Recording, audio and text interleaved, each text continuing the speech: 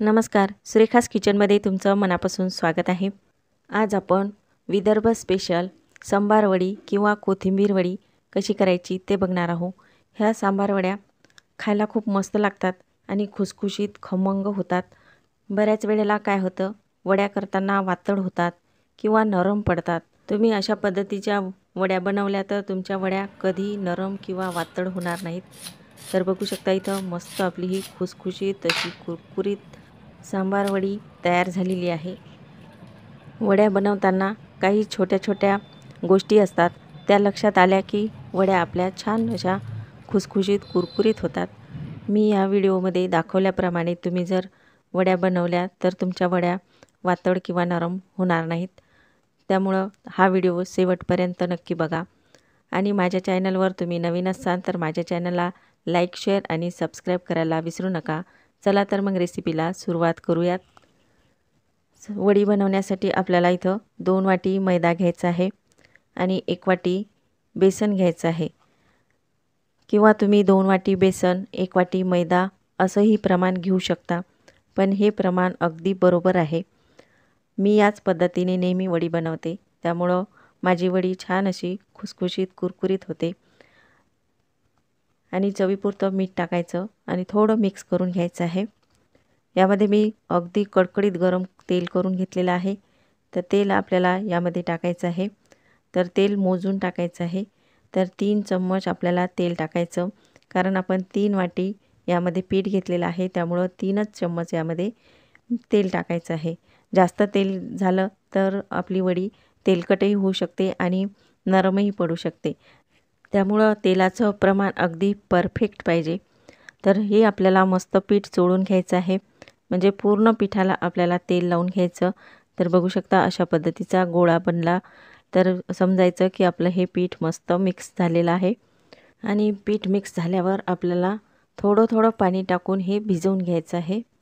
तर अगदी थोडं पाणी टाकायचं, मैदा पाणी सोकून घेत नाही, त्यामुळं एकदम पाणी टाकायचं नाही, नाहीतर हे पीठ पातळ होऊ शकतं।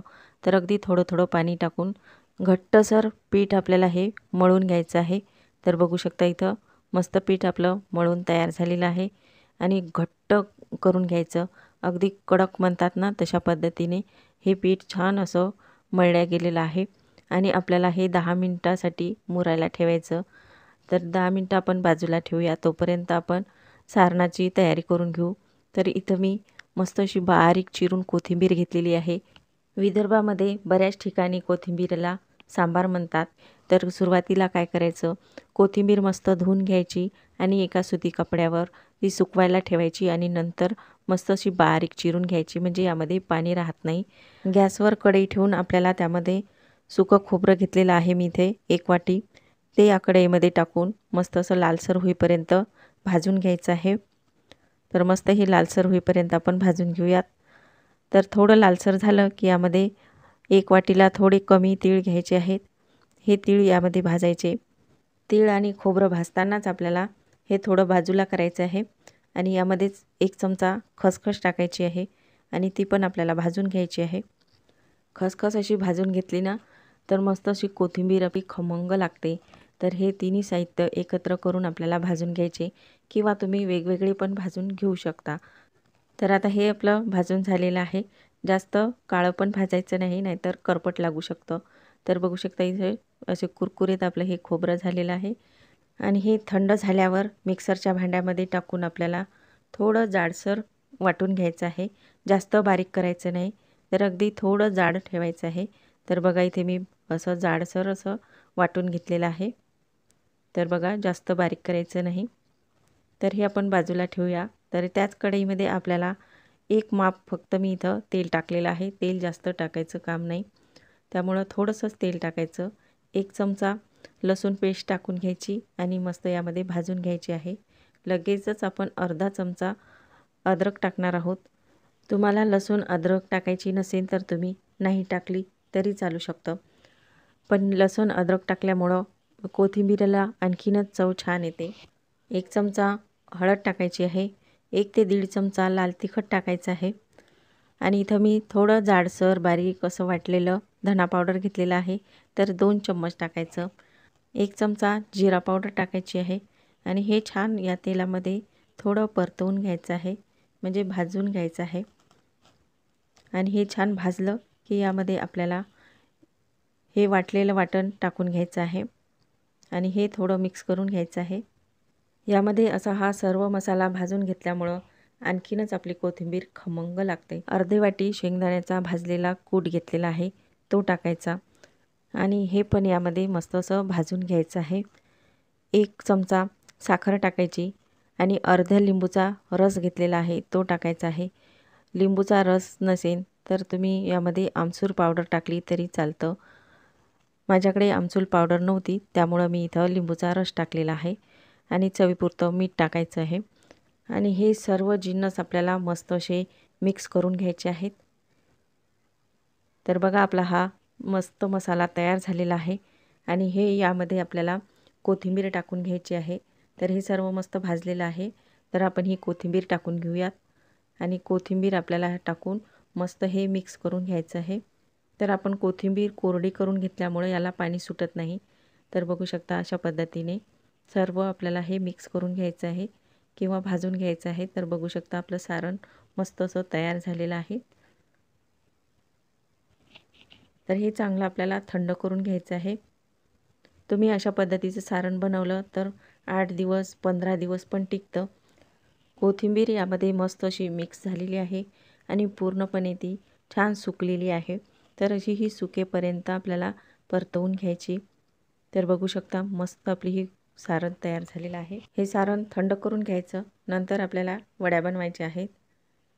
तर इथं 10 मिनिटं झालेली आहे। तर बघू शकता आपला हा गोळा मस्त सेट झालेला आहे। तर आणखी थोडासा मळून घ्यायचा आहे। तर बघू शकता अगदी मस्त असा नरम किंवा मऊ लुसलुशीत झालेला आहे।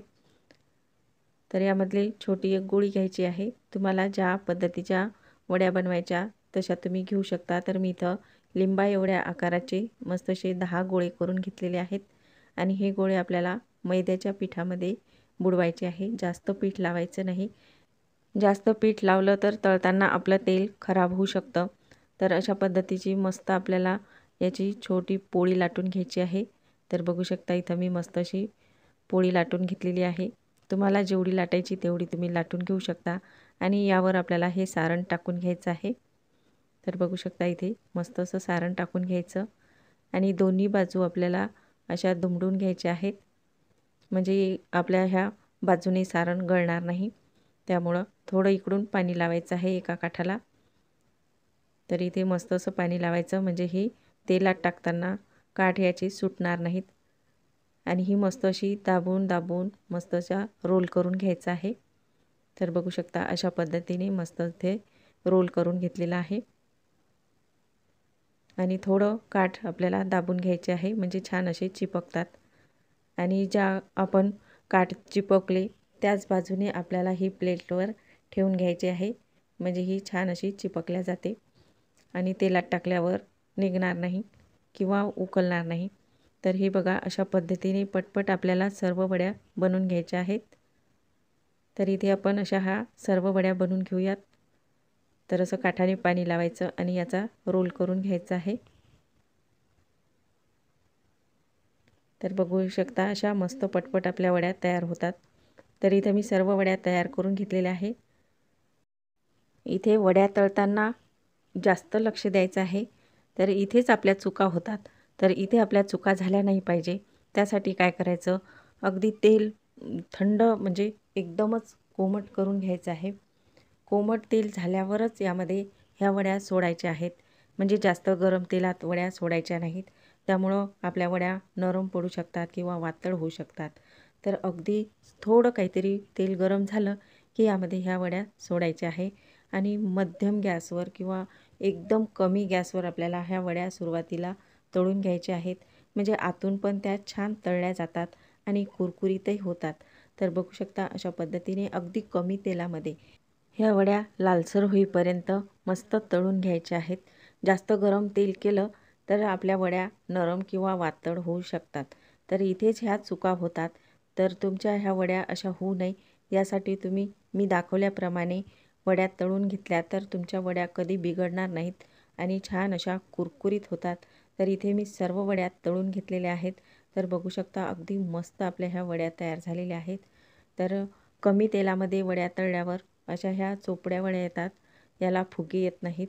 तर बघू शकता मस्त आपल्या ह्या वड्या छान दिसत आहेत आणि जास्त तेलामध्ये तळल्या तर आतून नरम किंवा हे अशा पद्धतीचे फुगे येतात। तर बघू शकता इथे 2 प्रकारच्या वड्या दिसत आहेत। तर अशा कमी तेलामध्ये वड्या तळून घ्यायच्या। तर ह्या चुका तुम्ही टाळल्या तर तुमच्या वड्या अगदी मस्त कुरकुरीत आणि छान होतात। तर बघू शकता इथे मस्त अशा कुरकुरीत वड्या तयार झालेल्या आहेत आणि खायला पण मस्त अशा खमंग झालेल्या आहेत। आणि अशा वड्या तुम्ही 2 दिवसही करून ठेवल्या तरी तुमच्या वड्या नरम पडणार नाहीत आणि फ्रीजशिवाय ह्या वड्या 2 दिवस बाहेर छान टिकतात। तर अशा पद्धतीच्या वड्या तुम्ही नक्की ट्राय करून बघा आणि असेच नवनवीन व्हिडिओ पाहण्याकरिता माझ्या चॅनलला सबस्क्राईब करा।